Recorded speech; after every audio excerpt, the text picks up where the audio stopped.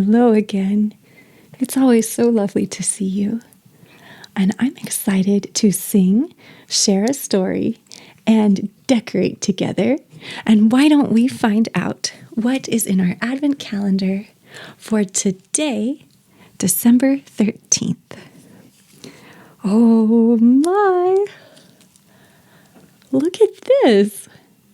This is a goat, but it's not just any goat. You're curious too? What do you think? Well, this is a Yule goat. And in Sweden, a Yule goat is usually a straw ornament. Uh-oh, bye Sasha.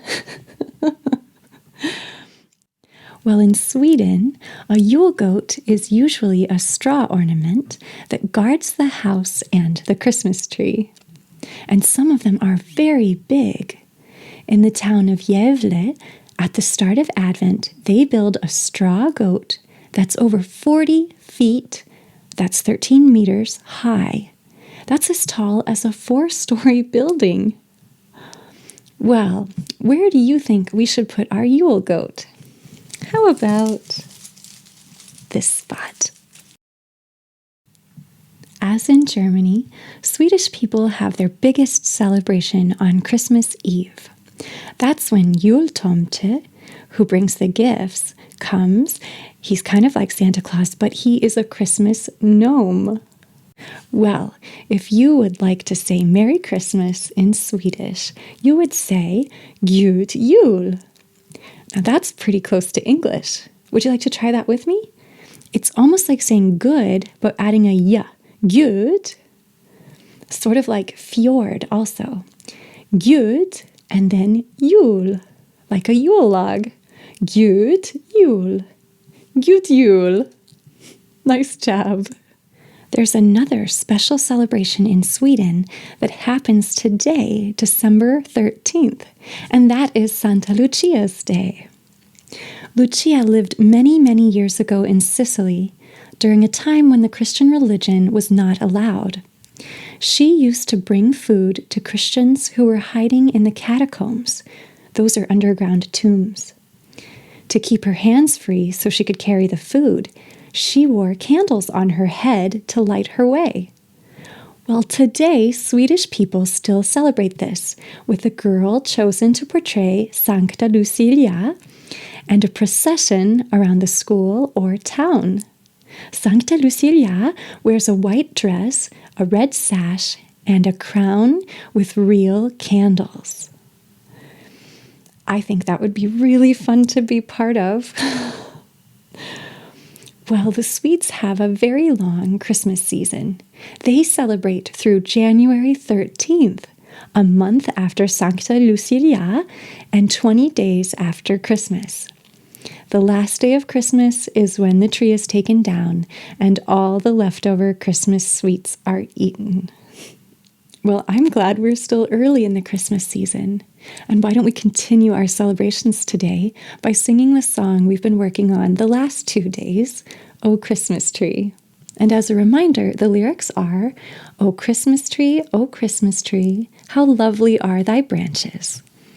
Not only green when summer's here, but in the coldest time of year. O Christmas tree. Well, would you like to sing that with me 2 times? Dun dum. O Christmas tree, how lovely are thy branches. O Christmas tree,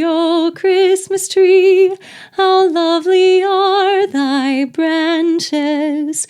Not only green when summer's here, but in the coldest time of year. O Christmas tree, how lovely are thy branches.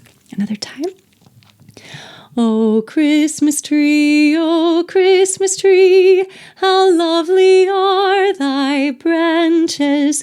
O Christmas tree, how lovely are thy branches. not only green when summer's here, but in the coldest time of year. Oh, Christmas tree, how lovely are thy branches. That was beautiful. Thank you so much for singing with me. Tomorrow we'll move on to something else, but for now, it's time for our story of the day. And this one comes again from the Children's Book of Christmas Stories. It's called Christmas in the Barn by F. Arnstein. Only 2 more days and Christmas would be here. It had been snowing hard, and Johnny was standing at the window, looking at the soft white snow which covered the ground 1/2 foot deep. Presently he heard the noise of wheels coming up the road, and a wagon turned in at the gate and came past the window. Johnny was very curious to know what the wagon could be bringing. He pressed his little nose close to the cold window pane, and to his great surprise saw 2 large Christmas trees. Johnny wondered why there were 2 trees, and turned quickly to run and tell Mama all about it. But then remembered that Mama was not at home.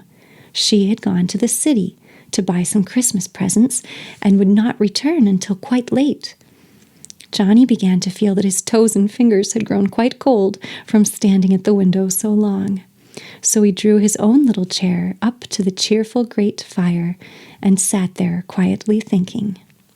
Pussy, who had been curled up like a little bundle of wool in the very warmest corner, jumped up and, going to Johnny, rubbed her head against his knee to attract his attention. He patted her gently and began to talk to her about what was in his thoughts. He had been puzzling over the 2 trees which had come, and at last he had made up his mind about them. "I know, Pussy," he said, "why there are 2 trees.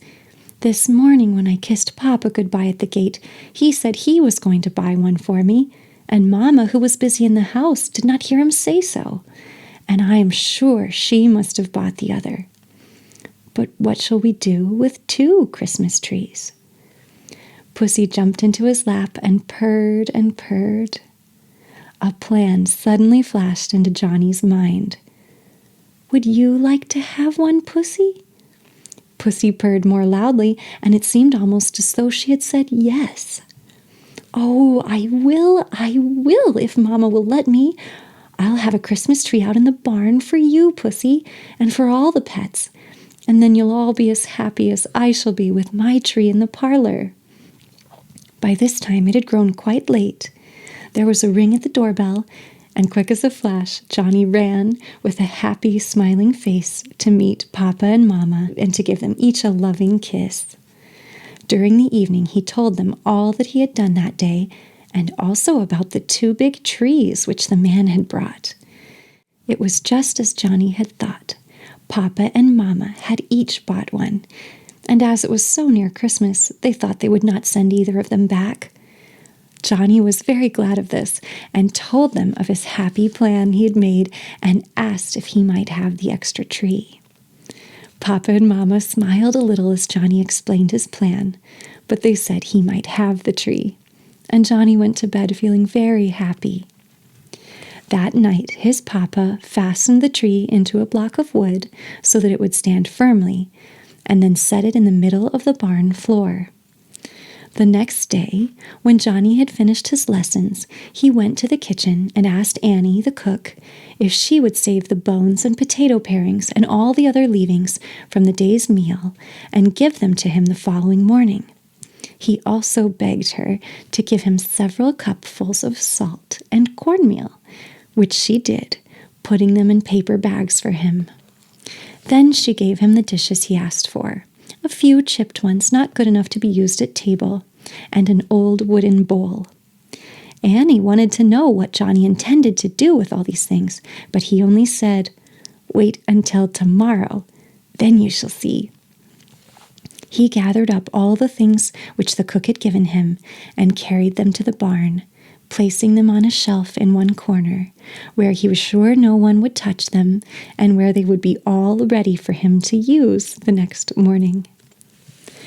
Christmas morning came, and as soon as he could, Johnny hurried out to the barn where stood the Christmas tree, which he was going to trim for all his pets. The first thing he did was to get a paper bag of oats. This he tied to one of the branches of the tree for Brownie the mare. Then he made up several bundles of hay and tied these to the other side of the tree, not quite so high up, where Whiteface, the cow, could reach them, and on the lowest branches, some more hay for Spotty, the calf. Next, Johnny hurried to the kitchen to get the things Annie had promised to save for him. She had plenty to give. With his arms and hands full, he went back to the barn. He found 3 lovely bones with plenty of meat on them. These he tied together to another branch of the tree for Rover, his big black dog. Under the tree, he placed the big wooden bowl and filled it well with potato peelings, rice, and meat left from yesterday's dinner. This was the full and tempting trough for Piggywig. Near this, he placed a bowl of milk for Pussy. On one plate, the salt for the pet lamb, and on another, the cornmeal for the dear little chickens. On the top of the tree, he tied a basket of nuts. These were for his pet squirrel.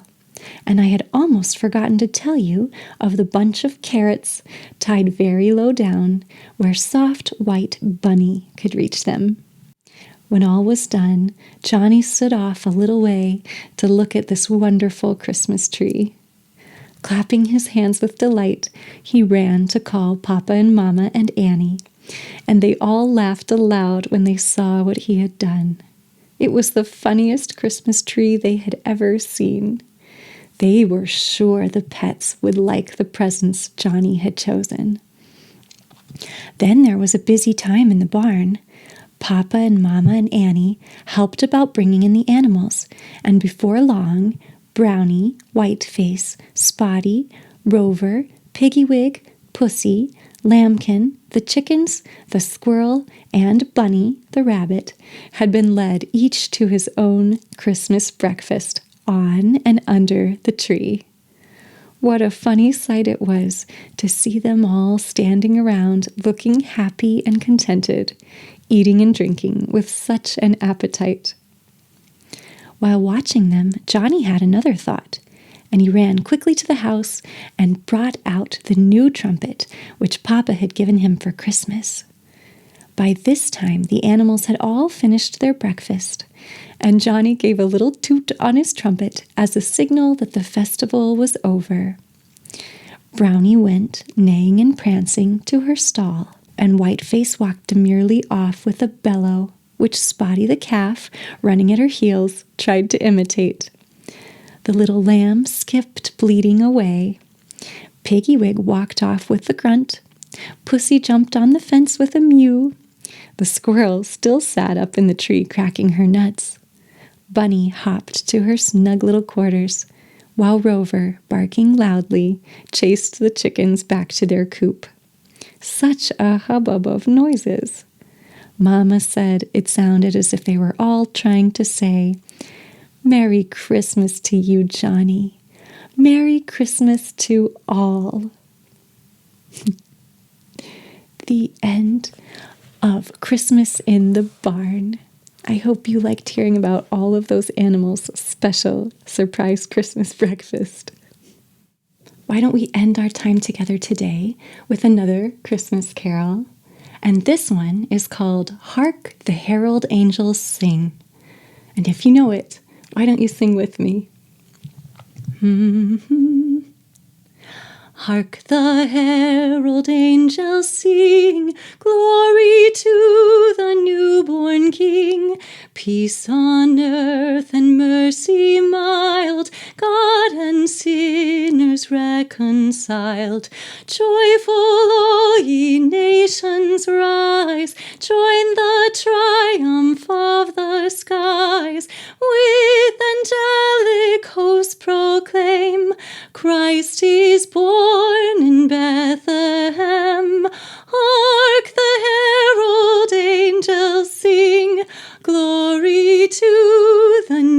newborn King. Thank you for joining me today. I hope I'll see you again tomorrow, and I hope you have a good day until then. Bye-bye.